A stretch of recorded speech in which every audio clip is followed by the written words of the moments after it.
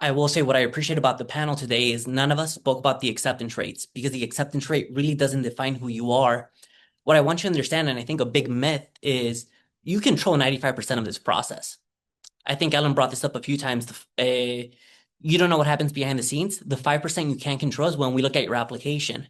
So as you're going through this process, and the four of us really had the same themes, I call it the three C's of success. Is this the right social community for you? Meaning, are you going to like the people you're with outside of the classroom? After that, look at the learning culture. 87% of students change their major their first year in college. You have to make sure whatever school you apply to has your top five interests. You never want to go to one school for one major because there's a good chance you're going to change it and have to restart this process. And ultimately, career outcomes based on your location. What are the internships, the research, the faculty behind it? So 95% of this you absolutely control. You don't control the 5% that we review, but I promise you, I think the national acceptance rate in the United States this year is 72%, or last year.